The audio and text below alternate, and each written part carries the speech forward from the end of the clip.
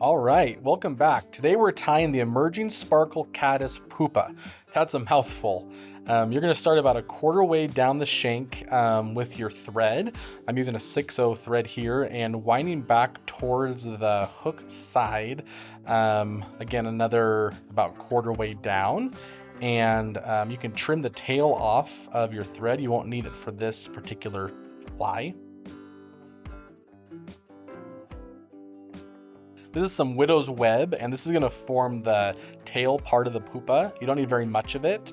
And I'm doing a few little pinch loops here to get it connected and winding it back. Again, the front part of this, you're just gonna trim off. You're really just looking for a little bit off the back to form the tail. You'll see as we get more stuff here on this fly.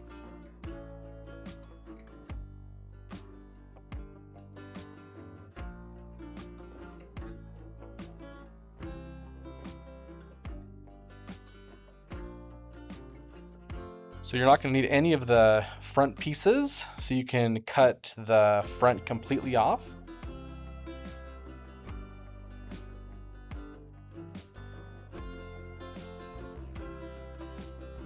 Please be sure to like, comment, and subscribe to the channel. It really helps a lot, and let me know what you guys have learned while you've been tying maybe this particular fly or other flies that you've tied. So trim off the back, and again, leaving just a little bit of a hang off the end to form a little bit of a tail. This is more of that widow's web. It's like a light brownish color, and you're gonna, about the middle part, put a few loops here and begin to cinch it down, again, right towards the front part of the hook.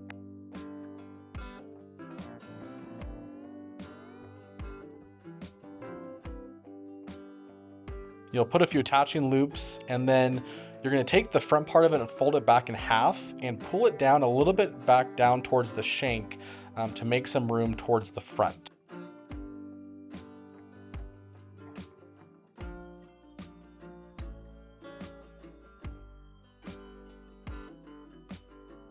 Put a few wraps on the back part of the yarn, going towards the back, and this is going to form the puffy part of the body eventually. And then fold the second half back over and wind back towards the top.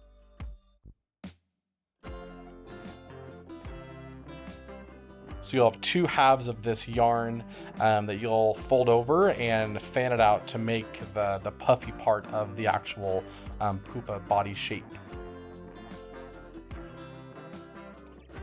I wet this with a little bit of spit, and this is a little bit of gray dubbing, and this will be inside of the body.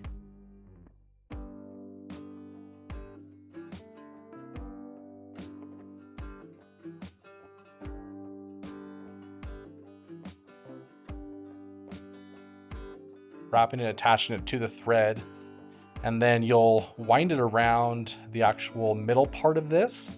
I'm using my rotary vise to wind it. You can also just use your bobbin to wrap it around and form the middle part.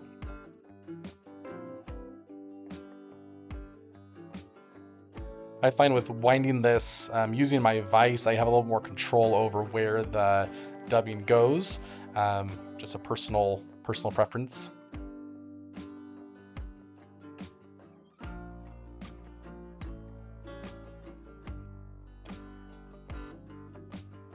Some attaching loops on the front part of this just to hold this down towards the front of that hook.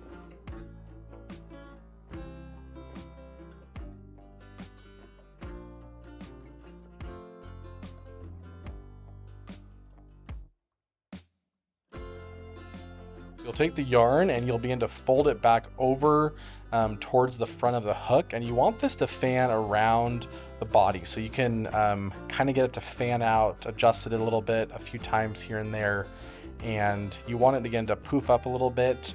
After you tie it in the front, you can slide it back again to accentuate that that body part, but do as much as you can to have it fan out before you start putting some attaching loops on the front of that.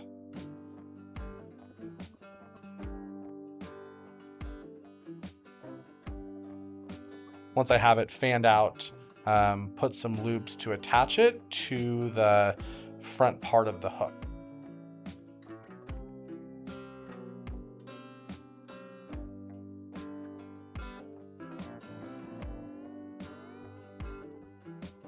Pull it back a little bit to make sure it stays back, and then put a few more loops to tie it down.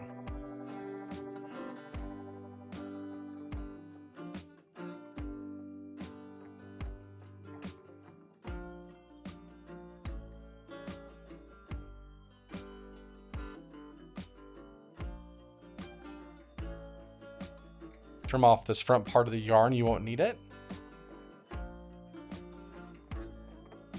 And then a few more loops just to really lock that in there.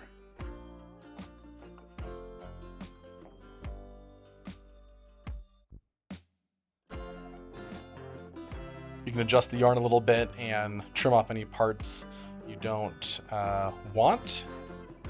It's meant to be a pretty fuzzy fly, but just for aesthetics, you can trim off some of the little hangy pieces. This is some elk hair, and you need just enough to form the front part of this.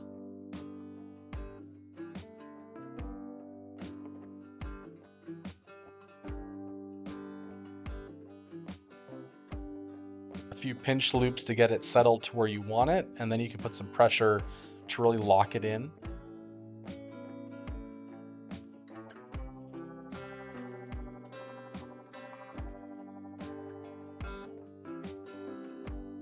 And as you're winding, you can wind through all these hairs to really get it to be a little bit random and wrap around. It's not supposed to look super clean. Pull the hair back and put some loops around the front part of that and help it to stand up. And then you can trim it back.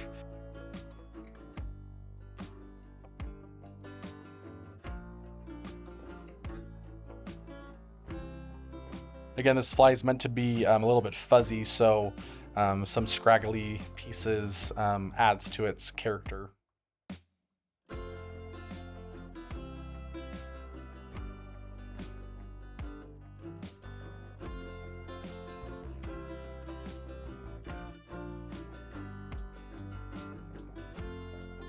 Once you're happy with it, you can put some more loops around the front to lock that hair in.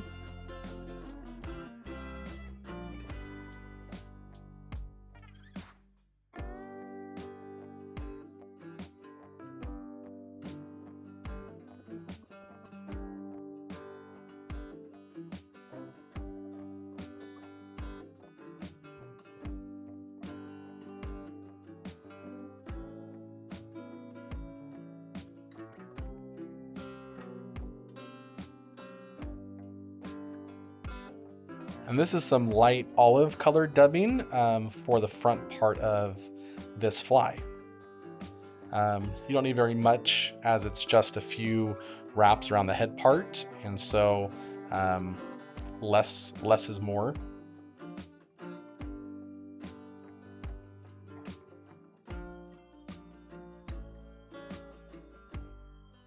And wrap it around just in front of that hair, right behind the actual eye of the hook. A few wrapping ties to really tie it down, and then lock it in again, keeping that eye exposed on the front part of the hook.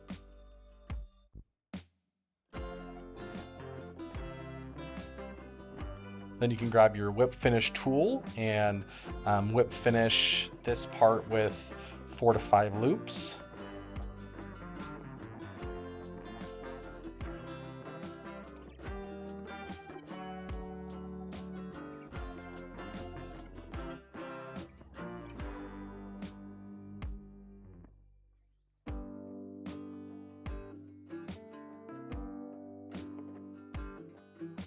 Then trim off your thread and any other pieces you want to just cut off for aesthetics.